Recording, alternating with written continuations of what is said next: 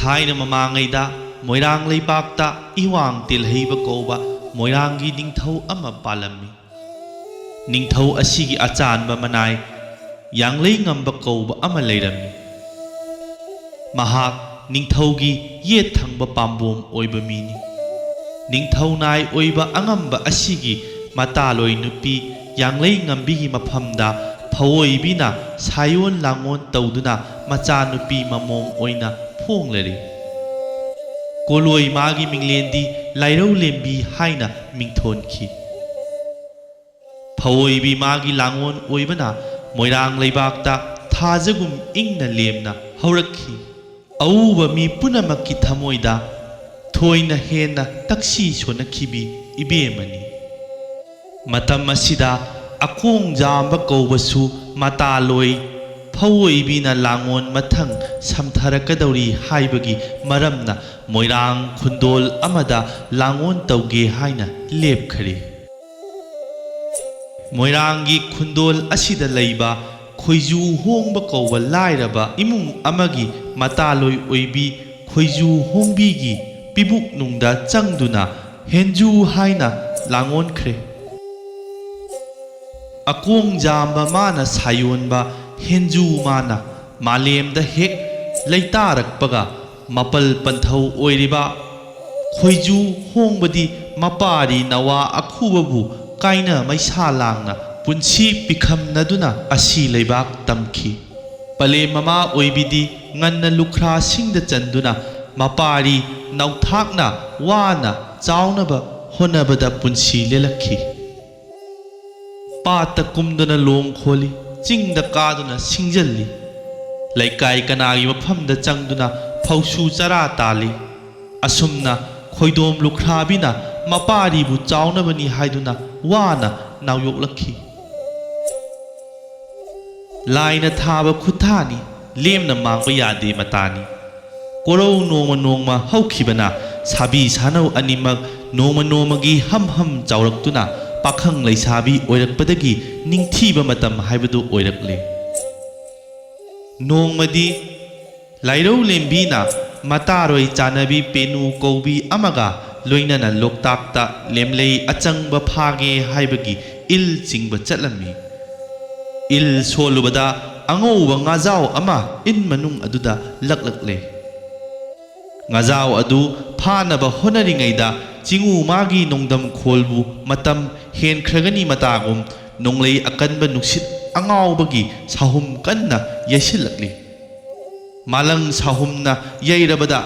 इन मनुंगदा थुरिबा nga अदु फाबा याददुना कन्ना होनरिङै मतम अदुदा खुंदोलोंगी लाइरबा मपारी हेंजुसु पले ममागी थौरै तेंबांग मतेंग पांगनबा ओइनबा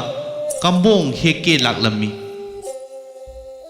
लापतकना नुंगसितना इल हुंदोकदुगी यामना वाना ngakpa honariba matawadu ubada henjuna prap changsilakhi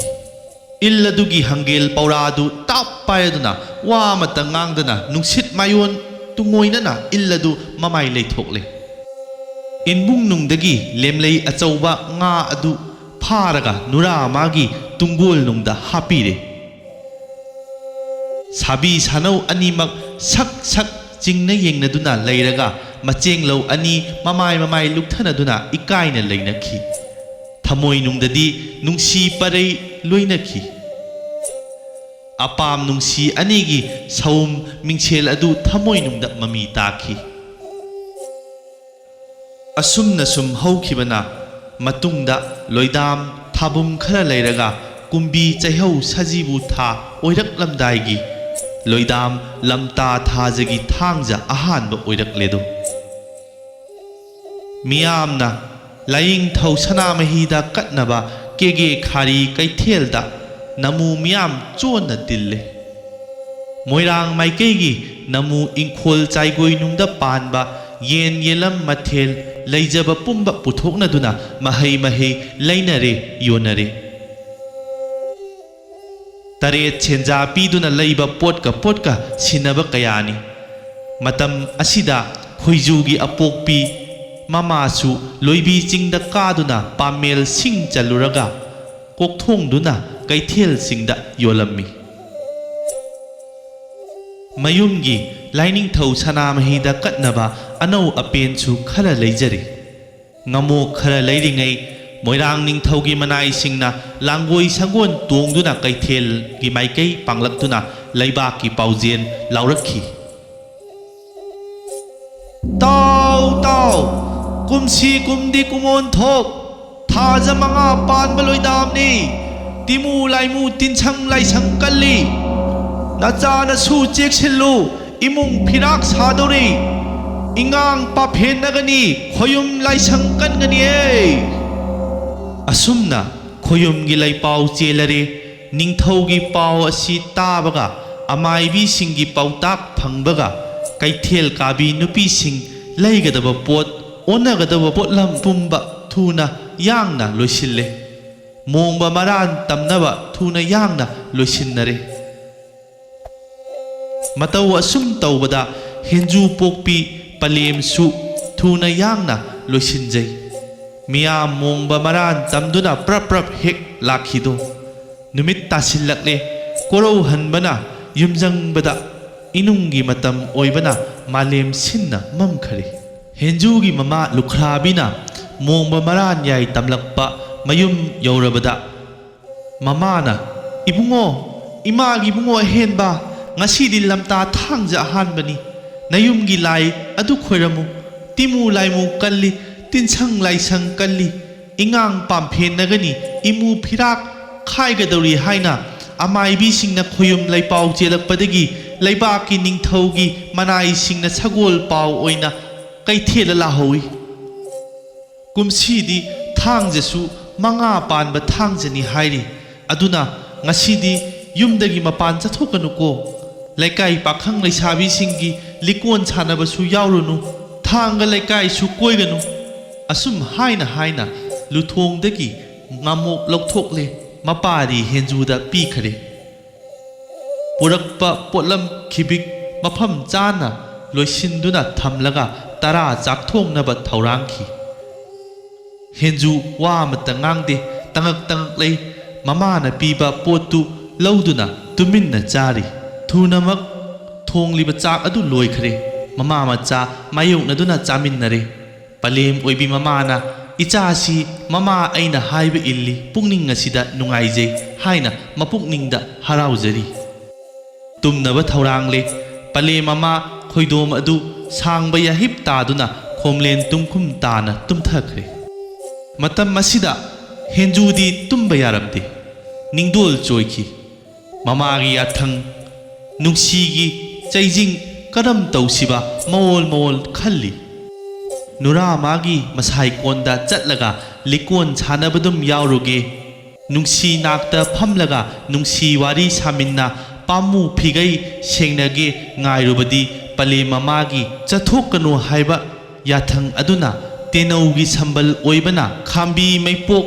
ꯊꯣꯛꯀꯨꯝꯂꯦꯗꯣ ꯍꯥꯏꯅ ꯈꯟꯈꯤ ꯀꯥꯡꯊꯣꯜ ꯃꯊꯛꯇ ꯍꯤꯞꯆꯩ ꯃꯃꯤꯠ ꯎꯏꯁꯟꯕꯗꯗꯤ ꯇꯨꯝꯕ ꯃꯌꯥꯔꯝꯗꯦ ꯄꯂꯦꯝ ꯃꯃꯥꯕꯨ ꯇꯨꯝꯈꯕ꯭ꯔꯥ ꯍꯥꯏꯗꯨꯅ ꯃꯉꯛ ꯀꯥꯡꯈꯠꯇꯨꯅ ꯇꯠꯇꯅ ꯌꯦꯡꯖꯔꯤ ꯄꯂꯦꯝ ꯃꯃꯥꯅ ꯁꯥꯡꯕ ꯌꯥꯍꯤꯞ ꯇꯥꯗꯨꯅ ꯅꯤꯡꯁꯥ ꯐꯨꯏꯅ ꯁꯥꯡꯅ ꯍꯣꯟꯕ ꯈꯣꯟꯖꯦꯜ ꯇꯥꯔꯒ ꯄꯥꯏꯃ ꯆꯅꯤꯡ ꯐꯥꯗꯨꯅ ꯍꯦꯟꯖꯨ ꯇꯞꯅ ꯍꯧꯒꯠꯂꯛꯂꯦ ꯃꯃꯤꯠꯅ ꯃꯃꯥꯗ ꯀꯨꯏꯔꯨꯛ ꯌꯦꯡꯗꯨꯅ ꯃꯈꯣꯡꯅ ꯂꯩꯕꯥꯛꯇ ꯇꯥꯒꯗꯕꯒꯤ ꯇꯞꯅ ꯐꯃꯨꯡ ꯃꯈꯣꯜ ꯊꯣꯛꯇꯅꯕ ꯀꯟꯅ ꯅꯨꯡꯁꯥ ꯁꯣꯔ ꯊꯤꯡꯗꯨꯅ ꯀꯨꯝꯊꯅꯕ ꯍꯣꯠꯅꯔꯛꯂꯤ ꯃꯐꯤ ꯃꯔꯣꯜ ꯁꯦꯠꯂꯦ ꯅꯤꯡꯁꯥ ꯅꯥꯀꯣꯏꯅꯅ ꯍꯣꯜꯂꯗꯨꯅ ꯇꯨꯃꯤꯟꯅ ꯃꯃꯥꯕꯨ ꯈꯨꯔꯨꯝꯂꯦ ꯈꯨꯗꯛ ꯑꯗꯨꯃꯛꯇꯗ ꯃꯥꯒꯤ ꯂꯨꯈꯨꯝꯗ ꯂꯩꯕ ꯀꯥꯡꯖꯩ ꯀꯥꯡꯍꯨ ꯑꯗꯨ ꯇꯞꯅ ꯂꯧꯔꯦ ꯊꯣꯡꯒꯤ ꯄꯣꯔꯣꯜ ꯇꯞꯅ ꯁꯠꯂꯒ ꯍꯥꯡꯗꯣꯛꯇꯨꯅ ꯃꯁꯥꯅ ꯃꯄꯥꯟꯗ ꯊꯥꯡꯗꯣꯛꯂꯒ ꯑꯃꯨꯛ ꯇꯞꯅ ꯊꯣꯡ ꯑꯗꯨ ꯆꯤꯡꯁꯤꯟꯗꯨꯅ ꯊꯝꯂꯝꯂꯦ ꯑꯗꯨꯒ ꯃꯣꯏꯔꯥꯡ ꯈꯨꯟꯊꯛ ꯇꯥꯅ ꯂꯥꯛꯇꯨꯅ ꯃꯁꯥꯅꯧ ꯃꯥꯌꯣꯛ ꯊꯥꯒꯦ ꯅꯨꯡꯁꯤ ꯆꯦꯟꯄꯥꯎ ꯃꯦꯟꯅꯔꯨꯒꯦ ꯈꯟꯅ ꯈꯣꯡꯀꯥꯞ ꯀꯝꯖꯥꯎ ꯊꯥꯡꯂꯛꯂꯤ ꯌꯥꯡꯂꯩꯉꯝꯕꯒꯤ ꯃꯁꯥꯏꯒꯣꯟꯗ ꯅꯨꯔꯥ ꯂꯥꯏꯔꯧ ꯂꯦꯝꯕꯤꯅ ꯉꯁꯤ ꯀꯣꯔꯧ ꯑꯁꯤꯗꯗꯤ ꯄꯥꯈꯪ ꯑꯣꯏꯕ ꯃꯍꯥꯛꯁꯨ ꯂꯥꯛꯀꯅꯤ ꯅꯍꯥꯟ ꯀꯣꯔꯧ ꯅꯣꯡꯖꯥ ꯑꯃꯗ ꯂꯣꯛꯇꯥꯛ ꯄꯥꯠꯇ ꯃꯤꯠꯆꯥꯅꯈꯤꯕ ꯂꯦꯝꯂꯩ ꯉꯥ ꯐꯥꯕꯗ ꯇꯦꯡꯕꯥꯡꯈꯤꯕ ꯑꯗꯨꯕꯨ ngasi pakhang magi napada nura pukning tehouge nungsi chilokna wahamge micha pokti pakhango pamu bahaina kaihona nungsi pandom lomnage asum khaladuna singel ningthiba nachom semduna pakhang napada thetnaba thaurangjai mataroi kayasu tillare samanaba pakhang kayasu yaurare koina phamduna likol sanaba haurabada lairau lembidi chaning taba leikhide nuja mathamoi nungda mitajaruba henju lakpa kauba leitrabada nura pukning olakle asumna matamdi sum thengjalak henju manadi yaurakta lairau lembidi phamba ngamlaktre ngasi korau asibu lai khundil nongjani likol asi loisellasi yawa asum haiduna mataroi kayada hairabada leikai mataroi oibasing thanga pakhang kayasu chummi phare toklasi asum yanadna likol adu loisinkhre sabi sanau punamak thanga pakhang punamaksu magi mayum hannakhre ahingi matam oirakledo henjudi lairau lembi magi masai konbu tamladuna lakpana kege khari kaithen yoramdaida khundinbi kauba lamdam ama waithunglakle khundinbi lam asigi lamlong ahum phangbada jingu singthek singthaba khoyum layam tinduna saroi ngaroi yauna tilambaduga mayoknarure henju naha adu mai onduna chensi kadai changsi changamda ingak ngaktuna leptuna leire chen phadraba matamni nipa oina poklaga sibabu kiba haunabra khoyum nongdamni yenglage khaladuna saroi ngaroi layam lakta changsille lamlong ahum phangbada lai sing aduna makhoigi chakthap tamamba adu saroi ngaroi sing aduna yenaduna chanariba sing adu henjuna hana tawsinnaduna chasinne yaba makhai tawsinnaduna layam lakta matam khara khangduna leiri khulak talak yengduna chenge haiduna khanjarami saroi ngaroi sing aduna namu migi manam tabadagi ayamba chingnarakba matam aduda henju aduna khutta kangjei kangu chetna pairaga phuk haugatlaga malang mangda thaduna lairau lembigi mayum maikei tamna kanna chenki khoyum lai saroi ngaroi kayana namu mirup ama yauramle tanadaba yade haiduna henju gi tungda tanarakle lairabe henju kangjei leina chelakpana khoyum layamna tanarakpa honjelu tabada kangjeina kanna leiba haiba tawada henju nakta changba ngamkhidre chen henju masanau lairau lembigi maral yaurakledo yangdau lamkhangda laurakhi sano nungsibi pombi laktage henbi nangdi khangniroi ko matawase jingu khoyum layamna nasabi aibu tana khalaklido jingu khoyum layamna nasabi aibu tana riklibasi nuja nangdi khangniroi ko asumna laur duna chelakpana yanglei ngambigi mongba maran mayum yaurakledo panthau mangol khenjong langda hek chongkhalakpada kanghugi kangning huithaba aduna ukhok tenda hek pankhibana kanghu uchal nanthokre jingu layam saroi ngaroina matam masida samu tungda lakna henju masam ta pairaga churida soro launa chingthakredo saijil ichum taphamda henju adu longna tabaga khoyum layam saroi ngaroi changduna henju gi yaibi adu chupkhre mayadagi itong oduna khudakta henju adu mathwai thaki saroi ngaroi sing adu henju nahagi yaibi thawai laura matungda masagi hanphamda thuna yangna hanki matam masida masanau oibi lairau lembi gi khomlen manglan chada thokliba thodok adu sangsangna urabada taping hogalakle kangthol paban thaktagi phan launa chongthari nuja molang khada thamba ningol gi thanglen tondumbi leima khutta pai thongi natai tan kaw duna hangdoklaga inunggi sukna mambada chongthorakle panthaugi mangon yaida chak ꯂꯦꯞꯇꯨꯅ ꯃꯌꯦꯡꯖꯩ ꯁꯥꯏꯖꯤꯜꯒꯤ ꯆꯨꯔꯤ ꯇꯥꯐꯝꯗ ꯂꯣꯡꯅ ꯇꯥꯔꯤꯕ ꯑꯗꯨ ꯈꯪꯉꯨ ꯍꯦꯛ ꯎꯕꯗ ꯂꯥꯏꯔꯧ ꯂꯦꯝꯕꯤ ꯆꯦꯟꯁꯤꯜꯂꯤ ꯀꯔꯤꯅꯣ ꯇꯧꯔꯤꯕ ꯃꯇꯧ ꯑꯁꯤ ꯑꯁꯨꯝ ꯈꯜꯂꯗꯨꯅ ꯇꯝꯕ ꯅꯨꯄꯥ ꯁꯤꯔꯤꯕ ꯑꯁꯤꯕꯨ ꯀꯅꯥꯅꯣ ꯍꯥꯏꯗꯨꯅ ꯃꯨꯟꯅ ꯃꯨꯟꯅ ꯌꯦꯡꯂꯝꯃꯤ ꯂꯥꯏꯔꯧ ꯂꯦꯝꯕꯤꯅ ꯈꯪꯂꯛꯈꯤ ꯅꯨꯖꯥ ꯊꯃꯣꯏꯅꯨꯡꯗ ꯌꯦꯛꯈꯤꯕ ꯄꯨꯛꯅꯤꯡ ꯄꯤꯈꯝꯅꯒꯦ ꯂꯦꯞꯈꯤꯕ ꯈꯨꯟꯗꯣꯟ ꯃꯆꯥ ꯂꯥꯏꯔꯕ ꯍꯦꯟꯖꯨ ꯃꯥꯕꯨ ꯑꯣꯏꯔꯦ ꯈꯪꯂꯕꯗ ꯅꯨꯔꯥꯅ ꯄꯤꯕꯨꯛꯅꯨꯡꯗ ꯄꯤꯡ ꯄꯤꯡ ꯆꯣꯡꯂꯛꯂꯤ ꯌꯋꯥ ꯈꯣꯟꯖꯦꯜ ꯊꯣꯛꯂꯛꯇ꯭ꯔꯤ ꯆꯤꯟꯕꯥꯜ ꯊꯛꯈꯥ ꯈꯔ ꯈꯔ ꯀꯪꯅ ꯁꯥꯃꯨ ꯃꯁꯥ ꯄꯨꯝꯕ ꯅꯤꯛꯅ ꯃꯁꯥꯕꯤ ꯅꯥꯛꯇ ꯆꯦꯟꯁꯤꯜꯂꯤ ꯃꯁꯥꯕꯤꯒꯤ ꯁꯥꯃꯨ ꯍꯛꯆꯥꯡꯕꯨ ꯀꯣꯜꯂꯒ ꯊꯃꯣꯏꯅꯨꯡꯗ ꯀꯞꯆꯈꯤ ꯃꯇꯝ ꯑꯁꯤꯗ ꯂꯥꯏꯔꯧ ꯂꯦꯝꯕꯤꯒꯤ ꯑꯄꯣꯛꯄ ꯄꯂꯦꯝ ꯄꯟꯊꯧ ꯑꯅꯤꯁꯨ ꯃꯆꯥꯅꯨꯄꯤꯅ इखंग खंगौदना युंगे पान थोखिबसी करी तौरबनो हाइदुना येंग थोलक्खि तौरमलिबा मतौ अदु उबदा इंगक ngakladuna laikai miyam tan kौ कौनरे Moirang पुंब तिल्लरे केगे हुपना पुल्लरे मियामना चोनना ngang ngang तिल्लबदा लायौ लेंबिना हाइरक्खि पलेम पंथौ अनिमक laikai gi ipa itol punamak ibung ipa oibasingsu tabiyu खुंदोन मचा लाइरबा नमान ओइबा असिना याइबी थकेइनदुना लैबबु नमोम इसुंग लांगिनी खोयुम चैफु थेंगबना चिंगु सावुम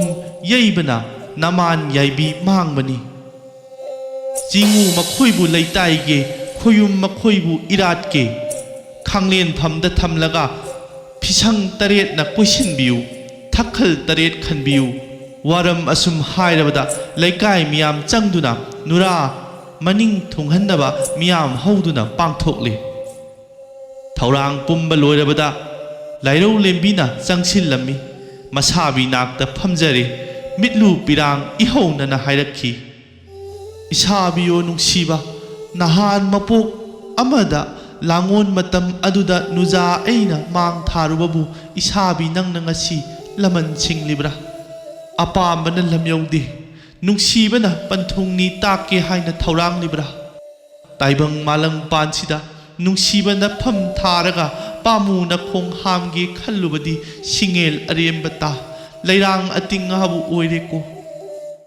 अपामबना लमथुंगदे नुंसीबना पनखैनी नुंसीना तुंग इलक्के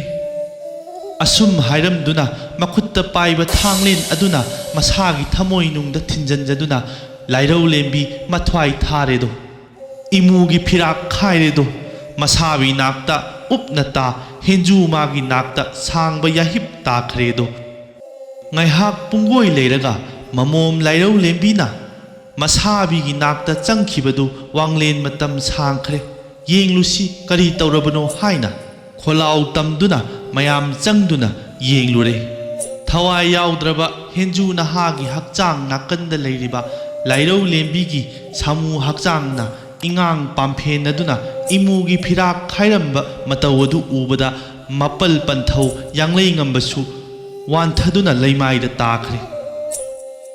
मतौ असिदा मियाम पुंबा चंगदुना येंगलगा मपल यांगलै ngambasु अमाय खुदना मिहुल थौदुना अना लाइकत नखरे मतुंगदा लैकाय मियाम चंगदुना हेंजू लाइरौ लेंबी अनीगी सामू हकचांग अनीबु खब्रांग कुफांग चंदुना हौनबी मतुंग इना मंगम तौखिदो